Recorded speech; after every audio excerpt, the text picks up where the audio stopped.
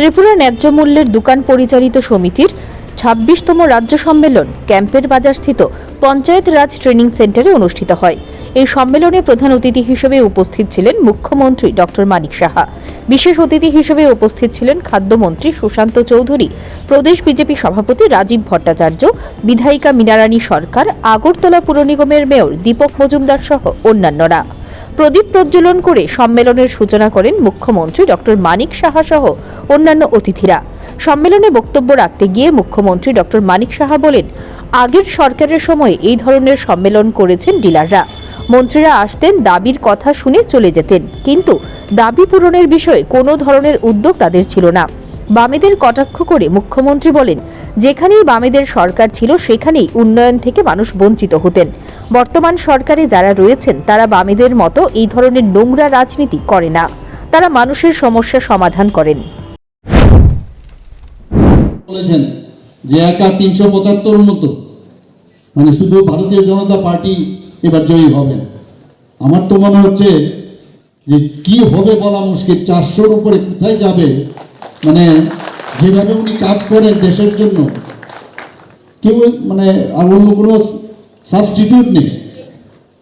এক ভদ্রলোককে দেখছে দাড়ি টাড়ি বাড়িয়ে ঘুরছে এক রাস্তা থেকে আরেক জায়গায়, কি হবে আমি জানি না। আর এই ধরনের লোক থাকলে নিশ্চিত যে আমরা আগামী দিন বারবার মোদিজির সরকার এটা হবেই, এর মধ্যে আমরা দ্বিমত নেই। আর মোদিজি থাকাটা খুব প্রয়োজন, কারণ মোদিজি না থাকলে দেশের যে একটা অবস্থা ছিল 2014-র আগে,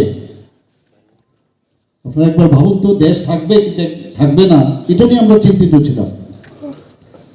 কিভাবে আস্তে আস্তে আস্তে আস্তে আজকে দেশকে কিভাবে শক্তিশালী করেছে।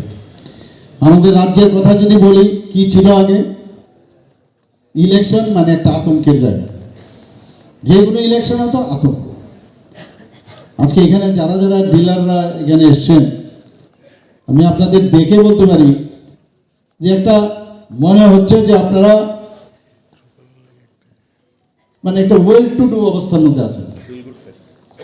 ওয়েল টু ডু অবস্থা এবং ফিল গুড চেহারা দেখে, face is the index of mind, এরকম একটা চেহারা আছে। ভাত যে আমরা চাল যখন ফুটাই, একটা ভাত টিপ দিলে যখন বোঝা যায় যে ভাত ফুটেছে কিনা, তো ত্রিপুরা রাজ্যের এখন কি বর্তমান অবস্থা সেটা আপনাদের দেখে বোঝা যায় সারা ত্রিপুরার কি অবস্থা আছে। আমাদের সরকার বারবার চাইছে কোনো রকম ইলেকশনই হোক, মানে সেই নির্বাচনই হোক, যাই হোক, কোনো জায়গার মধ্যে গায়ের জোরে স্থান না থাকে। গণতান্ত্রিক পদ্ধতিতে ইলেকশন হবে, মানুষ যাকে ভোট দেবে ভোট দেবে, আর কোথাও হয় না। যেখানে যেখানে কমিউনিস্টরা ছিল সেখানেই সমস্যা। ত্রিপুরা, ওয়েস্ট বেঙ্গল, কেরালাতে চলছে। আর আমাদের এখানে এখন শান্তি সম্প্রতি সত্যিকারের অর্থে এখানে চলছে। এখানে আপনারা দেখেছেন এর আগে কিছুদিন আগে। সম্মেলনে বক্তব্য রাখতে গিয়ে খাদ্যমন্ত্রী সুশান্ত চৌধুরী বলেন, দেশের মধ্যে নরেন্দ্র মোদীর মতো প্রধানমন্ত্রী বিরল। অতীতে দেশের মানুষ এই ধরনের প্রধানমন্ত্রী পায়নি, যদি থাকতো তাহলে দেশ আরো এগিয়ে যেত। পাশাপাশি তিনি বলেন, রাজ্য সরকার সিদ্ধান্ত নিয়েছে ফেব্রুয়ারি এবং মার্চ 2 মাস রাজ্যের সব রেশন কার্ডে 5 কেজি করে অতিরিক্ত চাল দেওয়া হবে। প্রচারের জন্য আমরা সরকারে রয়েছি, আমরা সরকারের প্রচার করবই, কারণ ভালো কাজের প্রচার করতে হবে, মানুষকে জানাতে হবে।